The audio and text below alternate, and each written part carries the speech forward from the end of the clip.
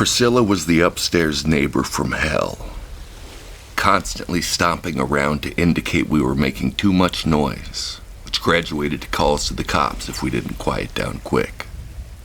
She stomped like she was losing her mind, occasionally even climbing onto a chair or maybe even a table, and jumping off to give the floor or ceiling a good shake.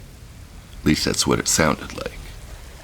And mind you, this wasn't in response to middle-of-the-night stereo blasting kind of noise.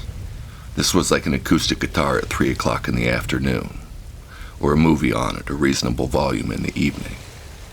If you could hear the TV over the sound of chips crunching in your mouth, it was too loud for Priscilla. Our movies were snack-free affairs. When we tried to go talk to her and reason with her a bit, she wouldn't answer the door. When we occasionally encountered her in the parking lot on the way to her car, she'd avoid eye contact assiduously and give us the silent treatment if we approached her. She was a certain kind of crazy and determined to stay that way. Needless to say, having a neighbor who's quick to call the cops on you doesn't make for a very good weed-smoking environment, especially in the cheapo apartments we inhabited, where the ventilation of all the units was apparently connected, and you could easily smell your neighbor's cooking, besides being able to hear most everything if you put your ear to the vent. But the rent was cheap, which meant more money left over for fun stuff. Priscilla could go to hell as far as we were concerned. We just hoped she didn't get us arrested before she went. Overall, this was not a very happy time for me. I was enrolled in college, a sophomore studying French, and to be honest, the whole university setting just kind of made my bones itch. Like I just couldn't get comfortable. Couldn't put my finger on what it was. How could I reject pedagogy when I valued knowledge? How could I spurn the social opportunities when I was so lonely? I tried to embrace it, tried to make the most of it, but I just didn't have it in me. I had a lyric that went, I reached out to seize the day, and the damn thing slipped away, but I don't really mind, 'cause night's coming right behind. The sun was a cruel joke, an entity to be squinted at and ducked away from. My responsibilities in the busy world seemed endless and exhausting. I barely had the energy to show up. But then when the sun went down, my blood suddenly began to behave, began to flow through me, power my muscles and my mind, and I became an acolyte of the moon. So I walked through the day with my eyes focused on the night ahead, when we would venture out to a large public golf course located across the road from our apartment complex, where we could smoke weed in peace. It wasn't a particularly nice course or anything, but it was 18 holes and full of water hazards, sand traps, hills, valleys, etc., so it was a nice place to wander around in while you were stoned. And of course there was the big Iowa sky, like this lyric. When I'm losing my mind, I watch the sky unwind. The sky has not evolved, it's been too busy being high. Modern man beneath a prehistoric sky. I certainly wasn't the first artist to take inspiration from the sky, but that didn't make it any less wonderful. The idea that the same sky that rained asteroids down upon the dinosaurs now loomed over me thrilled me. And the fact that all of the molecules in the air that was breathed by everyone from Jimi Hendrix to Julius Caesar are still floating around, and this breath right here contains breath once breathed by the first monkey to walk upright, by the first fish to slither out of the ocean, by the last dodo bird, unsuspecting as it was clubbed for the stew pot. And the sky out over the golf course was as magical as any other, maybe more so because it was so tied up in our rabid quest for something more. Of course, we were trespassing, but we figured as long as we didn't do anything to call attention to ourselves, we would be safe. We wouldn't stay safe for long. It all began innocently enough. We'd go out for our nightly smoke session with a bag packed with a small purple graphics bong about a foot long and a little bottle of water to fill it with. Once we got out onto the course, we'd find a bench or something and have our session. From here, we would just wander around and bullshit each other.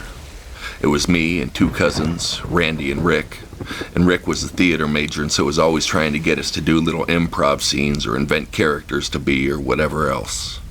Not sure what it meant that Rick enjoyed being someone else so much, but around us he could be whoever he wanted to be. It just so happened that all three of us became very uninhibited and weird when we smoked weed together, and we sure could make each other laugh. The improv scenes would give rise to bizarre characters, and certain of these characters became running jokes. For example, Randy did a great impersonation of the over-the-top preacher from the movie Coming to America. He would get really animated, strutting and jumping around, stomping his feet, changing the pitch of his voice. I did not come to preach to you today. I came to bear witness to the one true King. Can I get an amen? Rick was wont to become Gobbledy McGoyster, who was just sort of an odd, bobbly-headed fellow with a high-pitched voice who said strange things and did a strange little dance. Sometimes we'd wrestle, sometimes we'd have karate matches. We had rhythmic gymnastics competitions using the rakes from the sand traps. Mostly we just talked, though, about women and dreams and the past and the future, and this shit pot called the present we're stuck in between. We all kind of believed the world was going to shit, though maybe that was just a more mature form of teen angst. I had a lyric that went, endangered, in danger of growing ever stranger. But am I to blame? The world evolves and I stay the same. It seemed the modern zeitgeist decreed that if you weren't on your phone, you weren't really living. But God forbid you use it to actually talk to anyone. Factory farms had turned eating meat into an ethical dilemma, and the world ignored it in favor of dollar menu deals. Politicians were bought and sold on the public record, and still we lined up at the polls and agreed to more of the same. The world seemed to have moved on from a time when things were a bit more, what? I don't know what. But I know things hadn't always been this way. But out on the golf course we made the rules and had our way. We also had constant complaints about loneliness and would regularly joke that at any moment, out of the blue, 3 beautiful women, or 3 women of any sort to be honest, would come charging over the far side of the hill seeking love and adventure. But it was just us out there in the empty Iowa sky. So this sets the scene for about 90% of our free nights when we lived in that apartment. But occasionally we'd have the urge to go out on the town, to mix with the world at large, to take the pulse of the crowd and see if it still felt as strange and foreign as it had in the weeks before. And sometimes, as is wont to happen, we would run out of weed completely and be forced out into the night in search of that perfect high, which we all had been fortunate enough to discover. So on this night we hit up a sports bar that my older cousin Randy knew. He had drunk a few pitchers of beer with his brother in this place on occasion, and had had a fine time watching the game and drinking. It was a much different scene late night, though, especially on the weekend. It was kind of hellish, to be honest. First of all, the music was so goddamn loud you couldn't hear shit even if someone was screaming in your ear. Everyone in there seemed to be college-aged, but at the same time they all seemed so young. They seemed so naive and fooled to be playing this game, and yet it was a game that would have served us well in that moment. The game of playing it cool and picking up on a woman and knowing what to say and when to say it. Our style was more just kind of wild and loose, a little bit strange perhaps if you were big on social graces, but a lot more interesting if you could just trust your own judgment, that you wanted to get to know this person more because they seemed cool, instead of trusting the system that had been socially constructed and hammered into all those soft little brains. I didn't really understand it. Let me buy you a drink, what's your major, shit like that, and then you just have to laugh at all their jokes and make them feel like you're really smart and cool for being so into them. Except you can't overtly act into them. You just kind of act like you don't care and could take them or leave them, or something like that. I had a song that went, "This deal won't last, don't wait. I am Casanova, cut rate. Get yours quick before they're gone. I am Discount Don Juan." I never took the time to learn how to operate in those situations. Those are actually the kinds of situations where I feel most lonely. Like I have trouble just grooving into the energy of the crowd and feeling a part of the collective. It seems like whenever I'm surrounded by big groups of people, that they're always having so much more fun than I am and forging more meaningful connections. It's like being around all those people just provides a stark backdrop to the meager number of people who spend any time in my heart. So that was how I felt that night, lonely as can be and completely at a loss. My cousin Randy was even more at a loss than I was. Despite being 6'7", he wasn't one of those big guys who had swagger. In fact, he was kind of gangly and awkward and had some social anxiety issues. Since we didn't have any herb to alleviate the said situation, we proceeded to get extremely drunk. The funny thing about Randy was that he carried himself like a happy-go-lucky guy, but in a pinch he could have ripped the head off a damn grizzly bear. You see, he had grown up with a big brother who had had a serious chip on his shoulder and had fought with everyone. His dad, his youngest brother, and anyone who crossed his path. So Randy had gotten toughened up in a serious way. He had really grown to hate violence through his experiences with his brother, not only being on the receiving end of many an ass whipping, but witnessing his brother laying one down on some poor fucker who had no idea what he'd gotten himself into. Anyway, I never really saw Randy fight because he was so prone to walk away from confrontation. I once saw a guy half his size waving his middle finger in Randy's face about an inch from his nose and calling him a faggot. Randy just walked away. Here's how I know he was tough, though. Randy had played 1 year of D1 basketball at Iowa State University. It wasn't a marquee school, but it was legit D1 and played several games against big-time programs every year, besides our usual lineup in the Big 12 Conference. Randy started as a freshman, which was no mean feat, and he was known mainly for his jumper. He had developed a wicked shot and could stroke it like clockwork from anywhere inside 18 feet. His money range was anywhere from 10 to 12 feet. If he came off a screen and caught it in that range, it might as well have been a layup. So Randy had been having a pretty good year, and my dad and I decided to make a trip to watch him play. He was playing against Texas Christian University, who happened to have just a monster of a guy from Africa named Ajibo Ogubwe. The guy was about 7 feet tall and built like Shaq. He didn't have Shaq's agility or finesse, but he did have his power game. Long story short, for the first half of the game, Randy's team was getting absolutely chewed up by this guy. I think he went for 27 in the first half, about half of which came from offensive rebounds and putbacks, often of his own shots.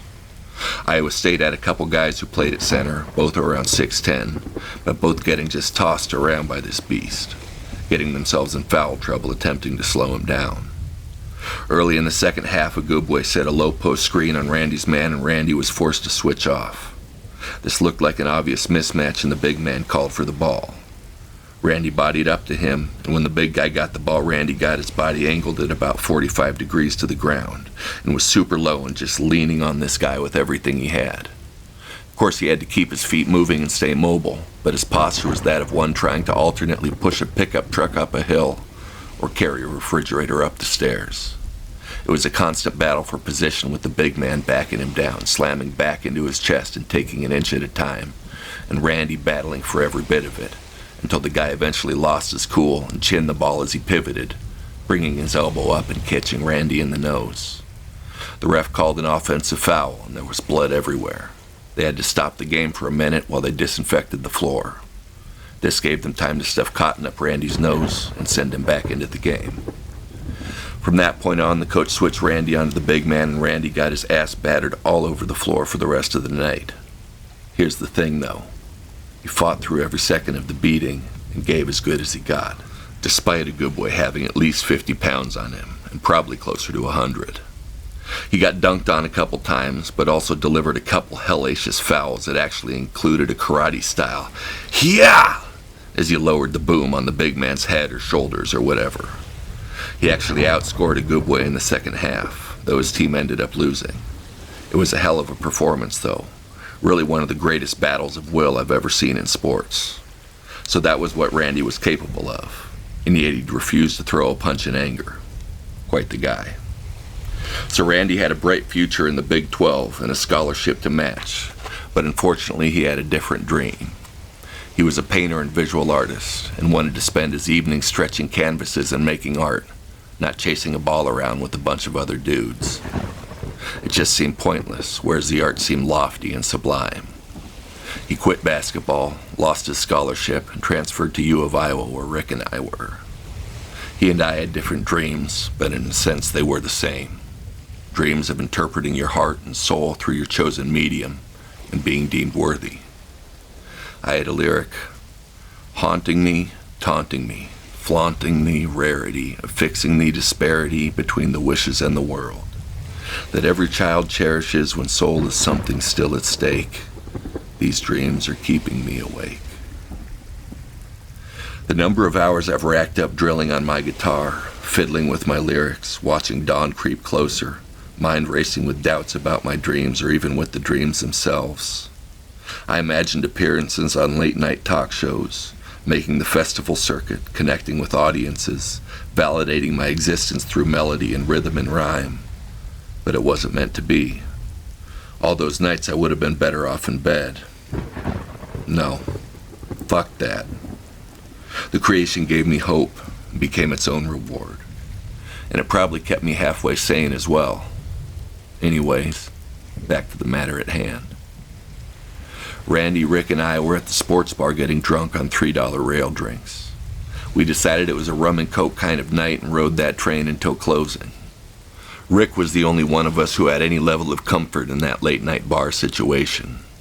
He had gone out with his friends a few times where they had mixed in with this sort of crowd, so Rick tried to coach us on approaching women and what to say and whatever else. Randy and I thought Rick was asking us to be hugely dishonest fakes, and he insisted that that was what was necessary, that it wasn't rocket science, but there were rules, and blah, blah, blah. I had never had an issue approaching women in terms of having the confidence to do so. It's just a matter of saying the right things once I got there. But Randy and I were soon too drunk to even follow Rick's lead, and we blew his chances any time he started making time with a woman. Long story short, it was a sadly hilarious night that ended with staggering out of the bar with a whiff of about a dozen rejections each on our breath, and laughing all the while because otherwise it would have had to have been a tragedy, and nobody likes a weepy drunk. So we got out of the bar, and by this point Rick had been reduced to an absolute drunken stupor. He had done shots with a couple different women before Randy or I had rolled in to ruin things for him. Now, Rick was a very unpredictable drunk. When he smoked weed, he kept his cool pretty well, but when he was drunk, there was no talking sense to him. One time he had been over at our house and we had been drinking for whatever reason, and he had gotten particularly drunk. We'd gotten into some sort of argument that had gotten pretty heated, and Rick had taken the keys and gone outside to get some air and wait in the car for Randy to come out and drive him home. Rick was living in the dorms at that point and didn't have a car, so we drove him all over the damn place. Anyway, Rick went out to wait in the car while Randy looked for his wallet, which was missing in action more often than not. When Randy finally found his wallet and went outside, Rick was gone. The keys were in the ignition, but no Rick. Normally we would have just chalked this up to Rick being Rick, but it was the middle of winter in Iowa and Rick was drunk out of his mind, and we could easily imagine him deciding to walk home and collapsing in a ditch somewhere and freezing to death. We hadn't been looking for the wallet for long, so we figured he couldn't have gotten far, and decided to drive the likely route he would have taken were he to have walked home. Rick was nowhere to be found, though. We stopped at the gas station on the way and looked for tracks going off into the woods. We drove in ever-expanding circles around our place, expecting to find Rick passed out somewhere. It would have been just like him to disappear in dramatic fashion and end up sleeping in a tree or in someone's crawl space, or some ridiculous shit like that. But it was cold. Too cold to be sleeping out in for sure, and as I said, Rick was super wasted. We joked that when we found tracks that were weaving through the snow, we'd know we were on his trail. We eventually just went to his place and knocked on his door, and his roommate hadn't seen him. We decided that he must have had a friend in the area, or even knocked on some stranger's door. Another thing Rick would do in a heartbeat when drunk, and found a couch to crash on. We went home and went to sleep. Rick appeared at our door about 3 o'clock in the morning, chilled to the bone. Apparently, when he had disappeared, he had staggered outside and felt the need to lie down. Since Randy's back seat had been full of gym clothes, textbooks, empty Gatorade bottles, etc., he had popped the trunk and climbed inside. Then, for whatever reason, he had closed it and fallen asleep. So he'd been sleeping in the trunk the entire time we'd been driving around looking for him, and then had woken up when he'd become too cold to sleep and kicked Randy's back seat out in a panic. He ended up eating about 5 packs of ramen trying to warm up, and then passing out on the couch. So he was prone to erratic behavior when drunk. Back to the night at the bar, and he had decided that we absolutely had to find some weed, and he began running around to random groups of people milling about after the bars closed and saying something along the lines of, I'm Agent McDubers of the FBI, CIA, all of them. I'm here to crack the case of the missing Mary Jane. Do you have it?" This would get blank stares from his target audience. He'd follow with something like, "You see, I've got a fever, and the only cure is that sweet, sweet Chiba." At one point he started singing, "Rocky Mountain High, Colorado," at the top of his lungs. This devolved into drunkenly rushing from group to group asking who had the weed, where the weed was at, who was smoking, etc. This surely isn't the best way to find weed, and Rick struck out until we were well away from the downtown area and on our way home. He hadn't given up and had started calling everyone Chad, after a running joke from that night that the bar was full of guys with names like Chad, Tanner, Brock, and Skip. He'd see some random dude and run up to them calling them Chad, pretending like he knew them, and would ask them for weed. Amazingly, he eventually struck gold in the form of a guy named Bill, who was also walking home from the bars. Bill was very much a Chad-type guy, very much a dude bro, talked about getting pussy a lot, but he was friendly enough and got a kick out of us and agreed to smoke us out. He was even drunk enough to agree to join us on the golf course. Long story short, once we were out on the golf course and high as all hell, Bill mentioned that the summer before he had worked as a caddy on the PGA Tour. And during his time as a caddy, they had given him what basically amounted to a magical key that could start any golf cart in existence. He had forgotten to return the key and had had it on his key ring ever since, and would we like to try it out? Hell yes, we would. Sure enough, it started the first golf cart we tried it on, and we were off. We cruised all around the course and had a grand old time, feeling like we were going about 100 miles an hour in the dark. When we were done, we returned the golf cart to its parking spot, no worse for wear. At the end of the night, Bill told us to keep the key. We offered to give him a ride home, but he just wandered off into the night, and we never saw him again. We had this key, though, and took full advantage, moving our golf course excursions to the next level. It didn't take long before Rick had gone and made a couple of copies of the key so that we could all have our own carts, and this led to all sorts of games like golf cart hide-and-go-seek, or races, or whatever we could think of. Soon we were smoking on the move, starting the night off sharing one cart while we smoked and then splitting off into multiple carts for our joyriding. We even bought a special windproof lighter that scorched the weed like a blowtorch despite the breeze from being in motion. We had a few close calls in terms of crashes and got the carts up on two wheels a few times, but we stayed off the greens and did our best not to do any damage. This was more out of self-preservation than anything else. We all believed that the world's golf courses should be repurposed for housing for the homeless or community gardens or whatever, and under different circumstances we might have burned the clubhouse down. But we knew that so long as we left no signs of our nighttime excursions, we wouldn't have to worry about anybody coming to bust us. Apparently those golf course attendants were smarter than we gave them credit for. They must have noticed that the charges on the cart batteries were severely reduced every morning, or maybe somebody spotted us joyriding from the road and made a call. Whatever the case, one night as we were climbing into our golf cart, a couple men appeared around the corner of the clubhouse with a flashlight. They shouted at us to freeze, that this was private property. Rick was already in the driver's seat of the cart, and madman that he is, he started the thing up anyway and threw it into reverse, almost running Randy and me over. He yelled at us to hop in, and he was off. We took off across the parking lot, hyped up by the chase, laughing our asses off at Rick's decision to flee in the golf cart. Rick had the tendency to not make the best decisions in these kinds of pressure situations. For example, one time when he and a bunch of his friends got busted in a park drinking beer, they had all scattered as the cops had pulled in, and Rick had the sense to grab the case of beer. This was a good call. Except instead of running off and hiding with it, he started throwing the cans of beer into the woods one by one as he ran, just throwing these high-arcing hook shots across the park. Why he thought scattering the evidence everywhere made sense, I'll never know.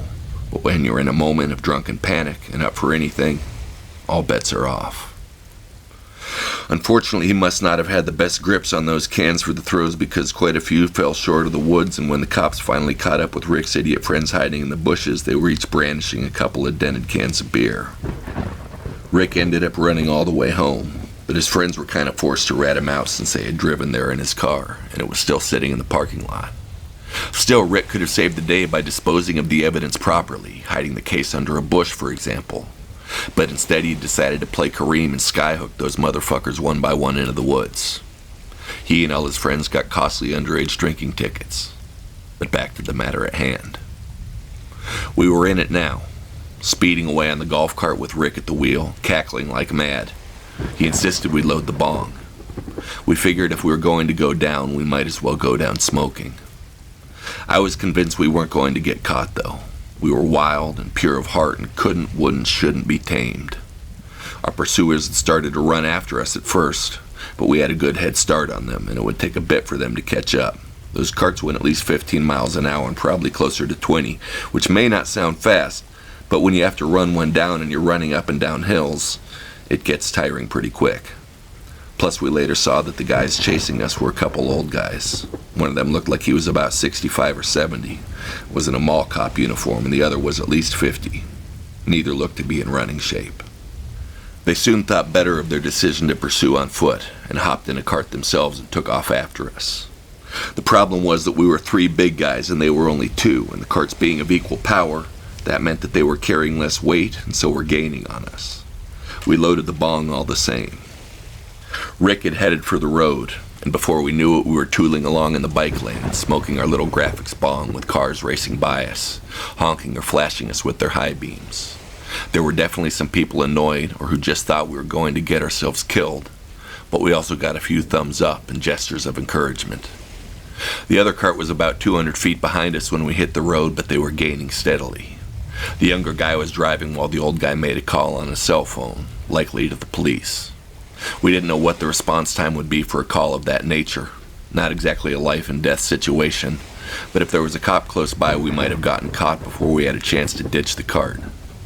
We didn't want to drive directly home because then they'd know where we lived, so we had to lead them off in the direction of downtown, then ditch the cart and escape on foot and double back to the apartment undetected. As it so happens, we hit what was pretty much shit luck. Rick had turned us off the highway as soon as possible, and now as we drove through a sort of residential back street, we ended up on a frontage road that went across the train tracks. And what do you know, there happened to be a train that night. Everyone knew about this train. It was rarely there and always late at night, but when it was, it went on forever, because for safety reasons it went super slow, like 10 miles an hour through that part of town. Rick saw the train up ahead and didn't hesitate. "We're hopping it," he said. Randy and I weren't sure if this was a good idea. We had talked about hopping this train before, because of how slow it was and how easy it would be, but had never known what the schedule was.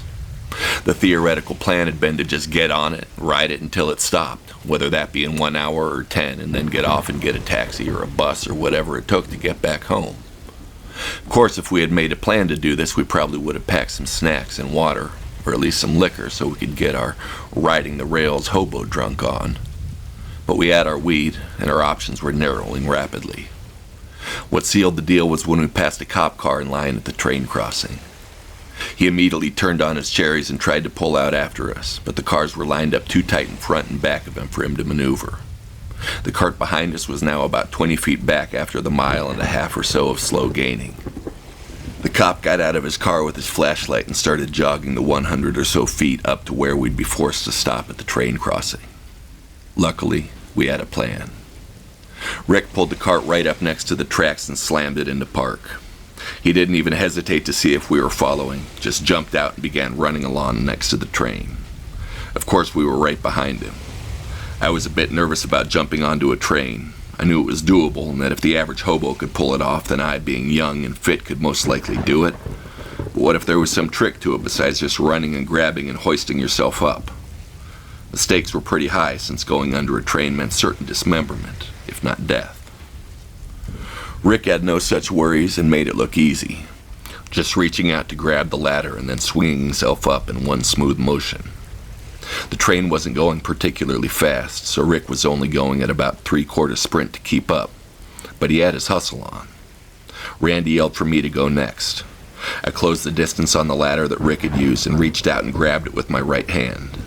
The ground along the train tracks was ostensibly flat, but it wasn't like football field flat.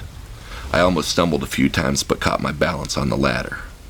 I could feel the vibrations of the train rumbling through my grip on the rung, which was becoming slick with perspiration. Randy gave me an urgent, "Come on, man!" The cop had given chase down the train tracks, and someone was definitely getting tased if we didn't make it onto that train. I went for it. It was just a matter of tossing the dice and committing. I reached up with my left hand and jumped and swung myself up onto the ladder and clambered up into the safety of the flat car. Randy was right up behind me, not missing a beat. Rick began doing his gobbledygook routine, which made Randy and me laugh. Rick insisted on packing the bong again, and we figured we might as well. Neither the cop or either of our golf course pursuers were going to be hopping on that train.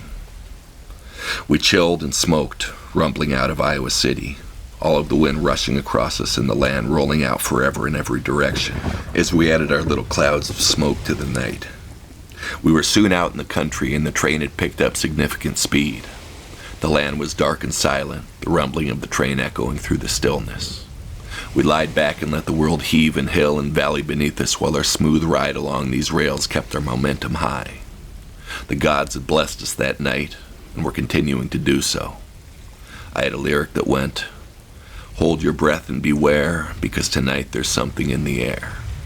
I seemed to be weakening again, allergic to oxygen.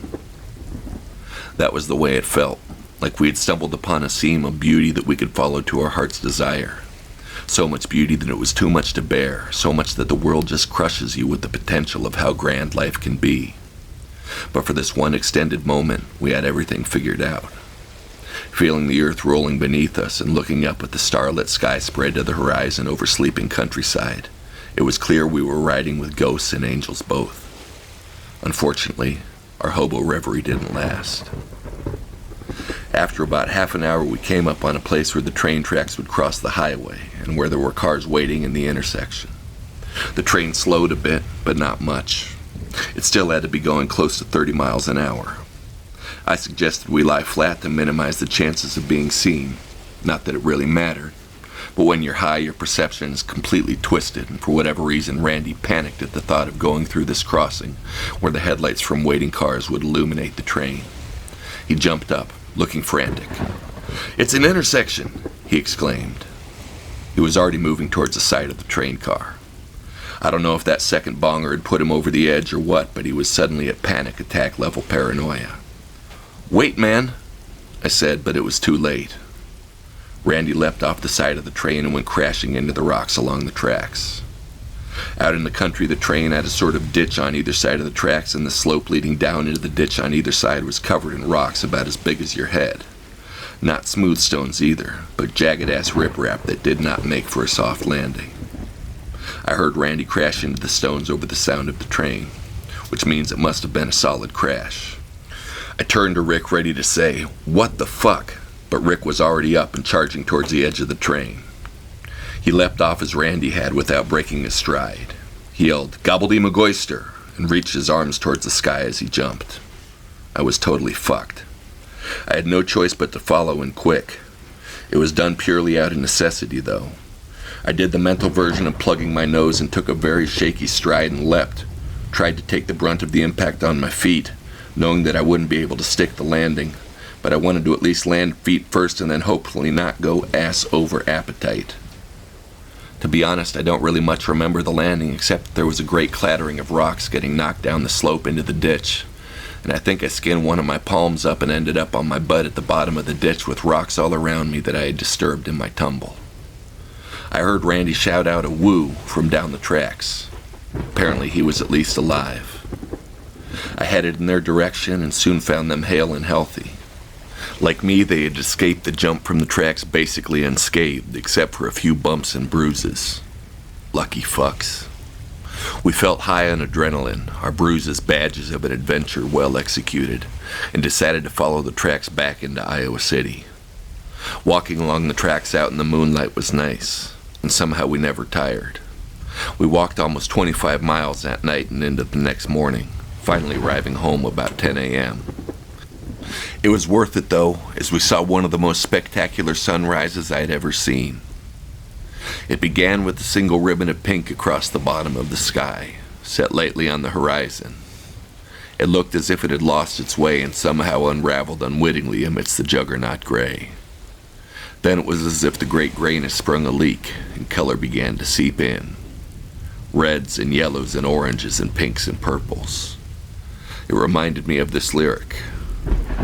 What if every day that ever was at once dawned together, every sunrise mixed to make a massacre of rainbows of the weather? That was what it was like a rainbow had been torn into ribbons and woven together like a rattan mat. Except for there was no rhyme or reason to the pattern, no right angles here, no wrong angles either, just a filthy mess of color. Each shade encroaching on its brethren and likewise bristling at being encroached upon. The colors quarreled and tangled limbs like jiu-jitsu players grappling for advantage. If I never see another sunrise, at least I can go out reasonably safe. I've seen the best of what the morning sky has to offer.